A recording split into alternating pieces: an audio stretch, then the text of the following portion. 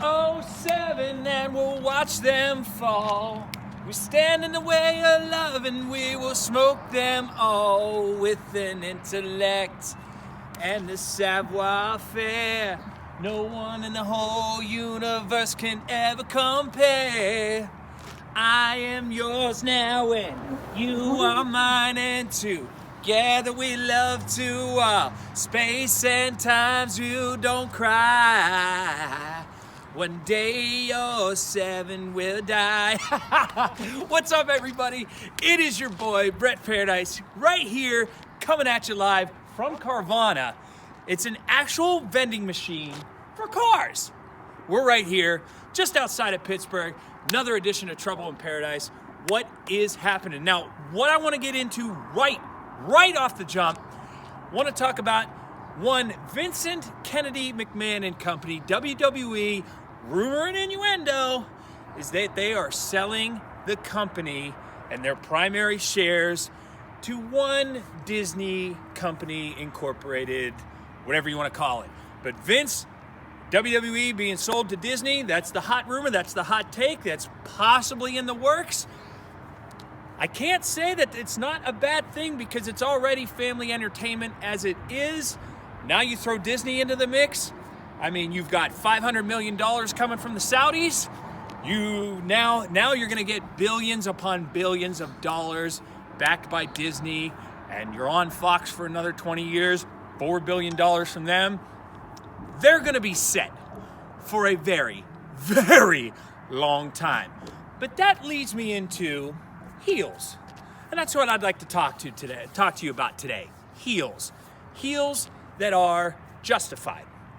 Because as you know, as any good wrestling fan would know, that a heel, no matter how wrong he or she is, the heel has to be justified in their actions.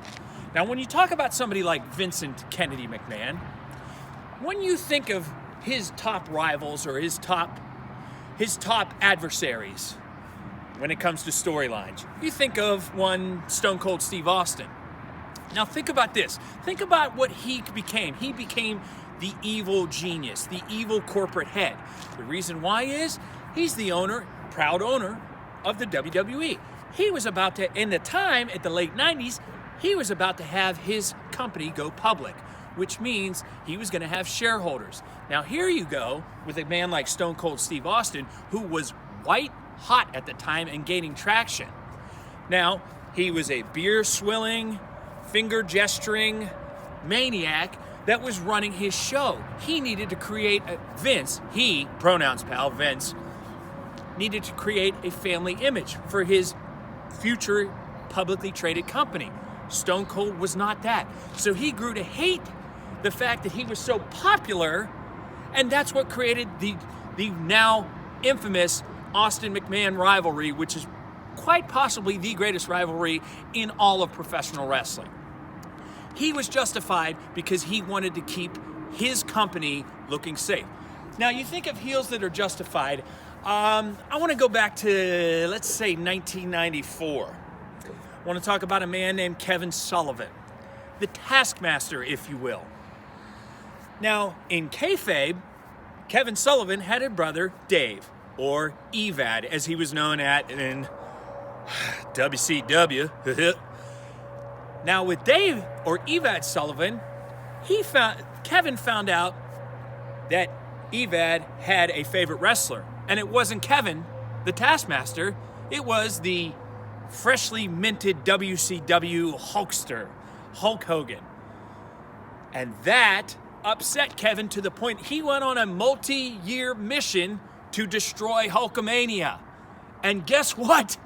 It actually worked because he finally turned heel, and then it further enraged Kevin because he still got more over than Kevin Sullivan ever wanted.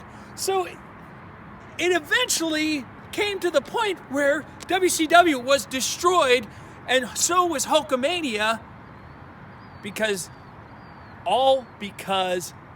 Evad Sullivan and his favorite wrestler was Hulk Hogan and not Kevin Sullivan.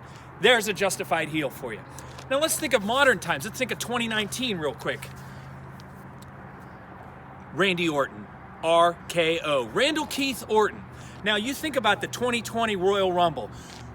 After 9 years, Adam Copeland, Edge, makes his return. It was one of the most feel-good moments in wrestling history, period, to hear, "You think you know me." And to see him come out. You talk about somebody 20 years in the business, and I may never step in the ring again, to see him come back, it gives each one of us hope. And it was wonderful. And Team Rated RKO, you thought was united, but guess what? Edge eliminated Randy Orton in the 2020 Royal Rumble.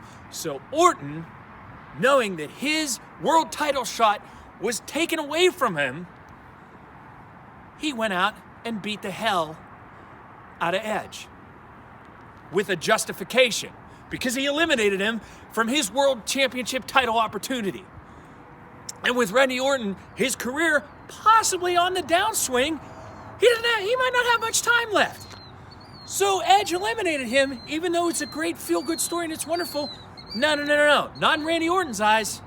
Not in Randy Orton's eyes, because he eliminated him. Justified heels. This is what we're talking about, people. So when you, in the future, when you say you're looking at a nice brand new Dodge Viper that's right up over my shoulder, or say you're watching the next match on the network, think about what you're watching. Think about your babyface and your heel. And think about what the heel and what he's doing to be in that match, and what he is doing that is so dastardly. Before you pass judgment on your heels, think of what they're doing to cause all of the distress. And before you start booing them, booing the heels, think about what they're doing, people. Think about what they're doing. I've worked heel a lot. And trust me, if you go back and watch any one of my matches working heel, I have justification too. Just like Orton, just like Vince, just like Freebird Michael Hayes. Hey, I make money for this company. What do you do? Do. That's all for now. Before I lose your attention span, because I know how that can get, before I lose your attention span, this is your four-time light heavyweight champion, 5-time tag team champion, 20-plus champion all over the world, and a champion of life. Like, share, and subscribe. This has been another edition of Trouble in Paradise. And guess what, coronavirus? I'm going to put my mask back on, just like everybody else should. But guess what, coronavirus? You're going down, down, down, down, down.